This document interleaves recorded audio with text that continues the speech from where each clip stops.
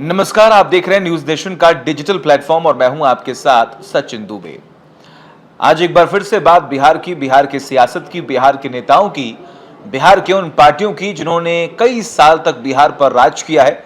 जनता उन्हें वोट देती है, वो उम्मीद करती है कि आने वाले वक्त में जब ये पार्टी सरकार में आएगी तो उनके लिए कितना काम होगा, जनता के हितों में काम होगा और बिहार विकास की राह पर आगे बढ़ेगा। आज के इस वीडियो में हम बात करने जा रहे हैं कि आखिर आने वाले वक्त में जो चुनाव होना है, जो कि साल के अंत में होगा, अभी डेट डिक्लेयर नहीं की गई है, लेकिन चर्चाएं इस बात की हो रही है कि अक्टूबर या नवंबर में चुनाव जो है वो होगा, जिसके बारे में आगे जो इलेक्शन कमीशन ऑफ इंडिया है वो तमाम जानकारी देगा। लेकिन उससे पहले जो राजनीतिक दल हैं, जो गठबंधन हैं, जो एनडीए है, जो महागठबंधन है, आखिर उनमें क्या कोई दिक्कत आ चुकी है, क्या कोई परेशानी हो रही है? जिस किचकिच से बचने की पूरी कोशिश पीएम नरेंद्र मोदी कर रहे थे, क्या वो किचकिच शुरू हो चुकी है एनडीए में? क्या लालू तेजस्वी जो पूरी कोशिश कर रहे थे कि अब बिहार का कमान उनके हाथों में आएगा, क्या महागठबंधन में भी कोई एक ऐसा दल है जो उनको परेशान कर रहा है? इन्हीं तमाम मुद्दों पर, इन्हीं तमाम सवालों का जवाब आज हम इस वीडियो में आपको देने जा रहे हैं। सबसे पहले बात करते हैं एनडीए की, क्योंकि इस बार बिहार चुनाव जो है वो बीजेपी के लिए नाक का सवाल बन गई है, क्योंकि कई साल बीतने के बाद भी बिहार में जो बीजेपी अपनी पकड़ चाहती है, मजबूत करना चाहती है, वो अब तक हो नहीं पाया, जिसको अब पूरी कोशिश कर रही है बीजेपी की अच्छे तरीके से भुना पाए। और सुशील मोदी के जाने के बाद अब पीएम नरेंद्र मोदी ने ये जिम्मेदारी अपने ऊपर ली है और वो लगातार वहां पर दौरे कर रहे हैं। लेकिन इस बीच में एंट्री होती है चिराग पासवान की, जो 2020 के चुनावों में अलग होकर चुनाव लड़े थे, जिसकी वजह से जेडीयू को काफी नुकसान हुआ था। अब इस बार वो एनडीए के गठबंधन में हैं और सबसे बड़ी बात कि जब वो आरा में थे, उन्होंने मंच से खुलेआम ये कह दिया था कि आने वाले वक्त में जनता जो मुझसे पूछ रही है कि क्या चिराग पासवान इस बार विधानसभा चुनाव लड़ेंगे, तो हां, इस बार मैं यानी कि चिराग पासवान चुनाव लड़ूंगा और 243 सीटों पर मैं इस बार विधानसभा चुनाव लड़ने जा रहा हूं।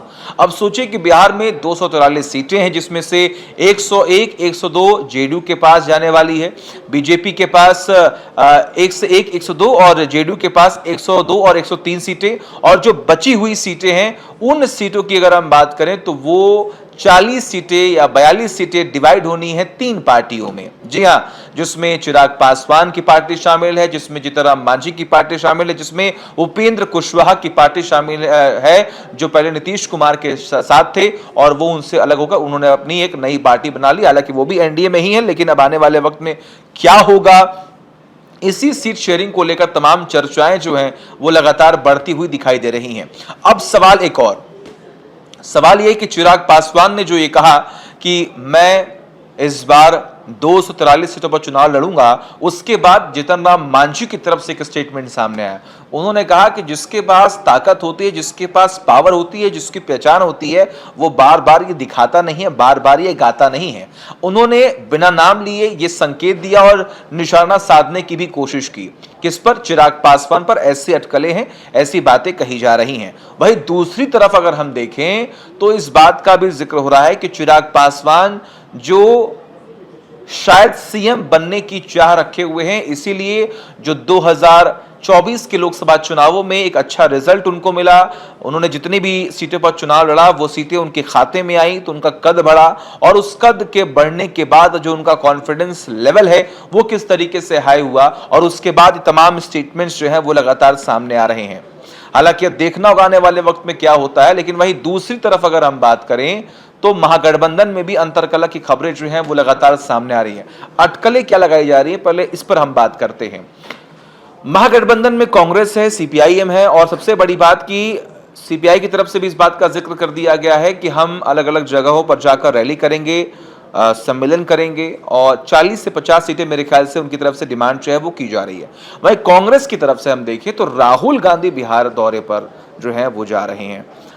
लोगों का ये कहना है, जो एक्सपर्ट्स हैं, कि इतना एक्टिव वो और किसी राज्य में रहते नहीं जो इस बार वो बिहार के चुनावों में देखने को मिल रहे हैं। हालांकि कई बार उनको सीटों का नुकसान भी हुआ है, जितनी उम्मीदें कांग्रेस को रहती हैं, कांग्रेस बिहार में और यूपी में जिस तरीके से बैकफुट पर आ गई है, उस वजह से अगर हम देखें तो मुख्य पार्टियां, जैसे कि बिहार की अगर हम बात करें तो जेडीयू, बीजेपी, आरजेडी, ये मुख्य तौर पर अब तक पार्टी जो है वो मानी जाती है। और उसके बाद संख्या अगर हम देखें तो एलजेपी है, हम है और भी तमाम जो छोटे मोटे क्षेत्रीय दल हैं वो भी। हालांकि ये भी तमाम बीजेपी जो पूरी कोशिश कर रही है कि वहाँ पर विस्तार कर सके, वहाँ पर जो भी सीटें उनको आई हैं वो सीटें और बढ़ाई जा सकें। अब वो कितनी कामयाब होगी बीजेपी, ये तो खैर आने वाला वक्त बताएगा। लेकिन अभी हम यही देख पा रहे हैं कि चारों तरफ से बिहार को अगर आप समझेंगे, देखेंगे और अगर उसका विश्लेषण करेंगे तो आप ये समझ पाएंगे कि इस बार सभी नेता चुनावी मोड में आ चुके हैं। तमाम चर्चाएं हो रही हैं, वार पलटवार हो रहे हैं।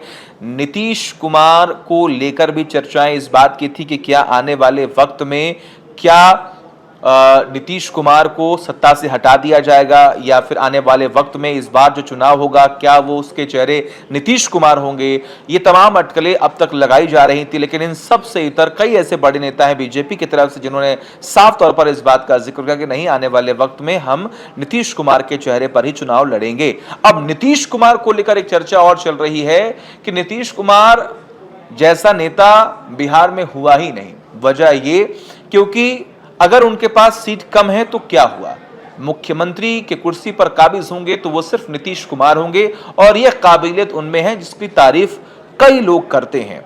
एक बार फिर से उन्होंने एक मास्टर स्ट्रोक खेला है। वो मास्टर स्ट्रोक है क्या, जरा इसके बारे में भी आप समझ लीजिए।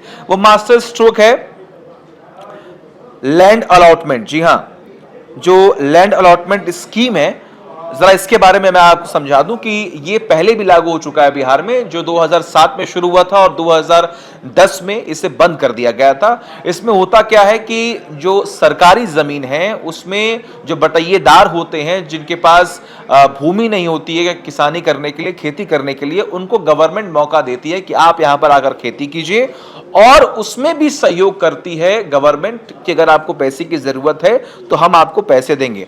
अब इससे होगा क्या, अब जरा इस बात को समझिए। देखिए, लगभग अगर हम बात करें तो बिहार की जो 70% आबादी जो है वो अधिक ग्रामीण है और 60% से अधिक किसान भूमिहीन या बटैयादार हैं।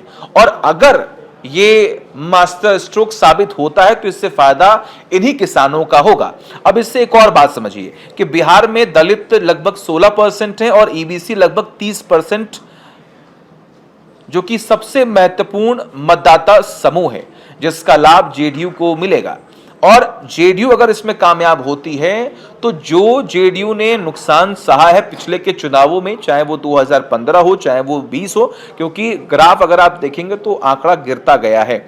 लेकिन अब अगर हम बात करें तो इस मास्टर स्ट्रोक को अगर हम देखें, जो माना जा रहा है कि मास्टर स्ट्रोक हो सकता है इस बार के चुनावों में, तो नीतीश कुमार को इसका फायदा जरूर मिलने वाला है। जैसा कि मैंने आपको बताया कि 70% आबादी बिहार में किसानी से जुड़ी हुई है, कृषि क्षेत्र से जुड़ी हुई है और वहां अगर किसानों का फायदा होगा तो ऑब्वियस सी बात है कि जेडीयू का भी फायदा होगा।